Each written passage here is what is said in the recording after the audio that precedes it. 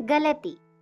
एक बुजुर्ग को अपने घर की स्थिति ठीक ना होने के कारण एक घर में खाना बनाने का काम करना पड़ा। सुनिए क्यों लगा उन पर चोरी का इल्जाम। एक साधारण व्यक्ति की असाधारण कहानी।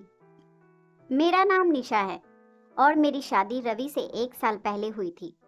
रवि एक बड़े शहर में एक प्रतिष्ठित कंपनी में काम करते थे और ऑफिस की ओर से हमें एक शानदार फ्लैट मिला है। मेरे पति बहुत अच्छे इंसान हैं, लेकिन उनकी एक आदत मुझे परेशान करती है, उनका अहंकार।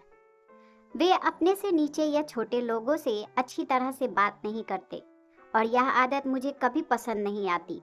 हालांकि मैंने उन्हें कभी इसके बारे में टोका नहीं। हमारे घर में पहले एक नौकरानी आती थी, लेकिन रवि के स्वभाव के कारण कोई भी ज्यादा दिन तक टिक नहीं पाता था। उनका मानना था कि अगर सख्ती से बात ना की जाए तो लोग काम सही तरीके से नहीं करते। मुझे लगता है कि उनके ऑफिस का तनाव उनके स्वभाव पर हावी हो गया था। फिर हमने एक नए काम वाले की तलाश शुरू की।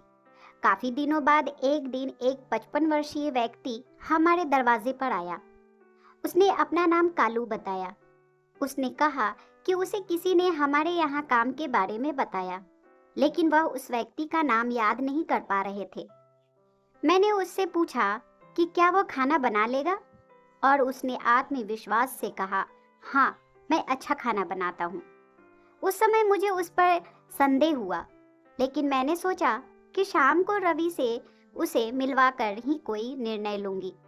शाम को जब रवि घर आए तो मैंने उन्हें कालू के बारे में बताया। रवि ने पहले पूछा कि क्या मैं उसे जानती हूँ, और जब मैंने नहीं कहा तो वे भी थोड़े सतर्क हो गए। उन्होंने कालू से कई सवाल किए, जैसे कि उसने पहले कहाँ काम किया है और क्या वह खाना अच्छी तरह बना सकता है। कालू थोड़ा घबराया हुआ था, लेकिन उसने आत्मविश्वास से कहा कि वो सब कर सकता है।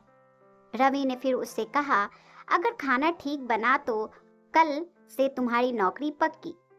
कालू ने खाना बनाया और मुझे वह बहुत अच्छा लगा।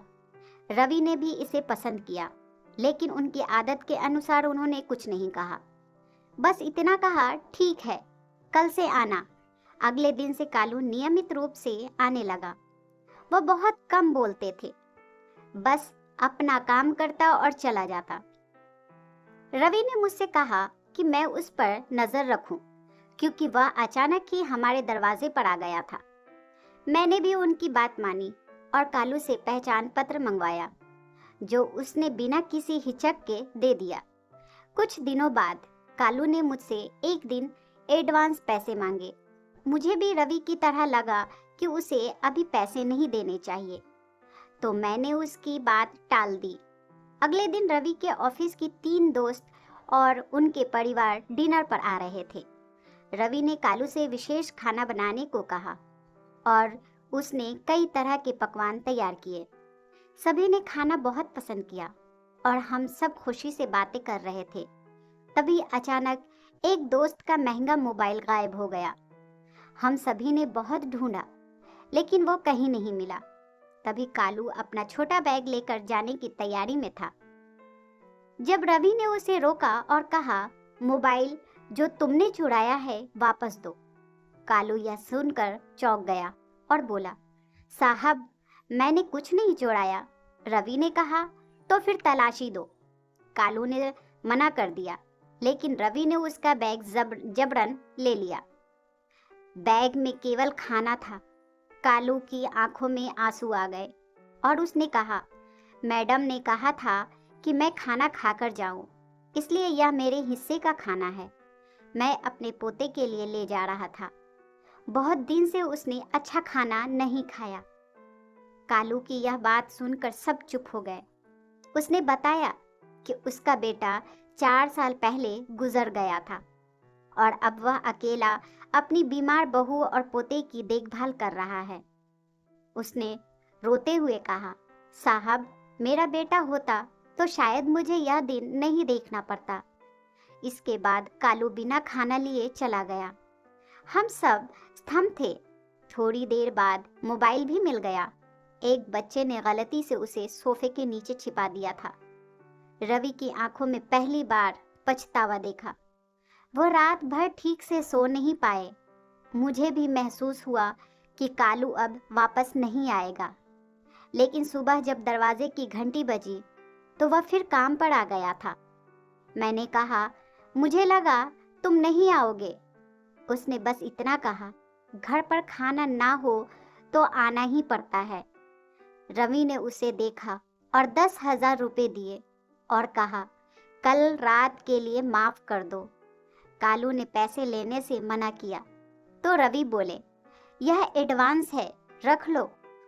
उस पल मैंने अपने पति के अंदर एक बदलाव देखा। कठोर रवि के अंदर भी एक नरम दिल इंसान छिपा हुआ था, जो आज पहली बार बाहर आया था। यह कहानी पहले से बनी धारणाओं और अविश्वास को कैसे हमारे निर्णय को प्रभावित कर सकता है, और कैसे एक छोटा सा दया का काम किसी के दृष्टिकोण को हमेशा के लिए बदल सकता है। इसकी खूबसूरत जांच करती है यह रोमांचक, दिल को छूने वाली और एक शक्तिशाली नैतिक सबक प्रदान करता है।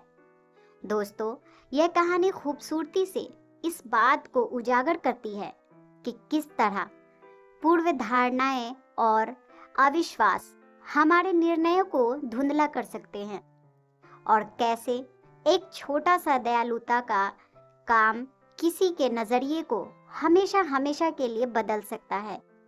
यह कहानी रोमांचक, दिल को छू लेने वाली है और एक शक्तिशाली नैतिक संदेश देती है। दोस्तों, आपको ये कहानी कैसी लगी हमें कमेंट में ज़रूर बताएं। प्लीज़ चैनल को लाइक और सब्सक्राइब ज़रूर कर दें। एक नई कहानी के साथ मैं आपसे फिर मिलूंगी। इस कहानी को सुनने के लिए आपका बहुत बहुत धन्यवाद।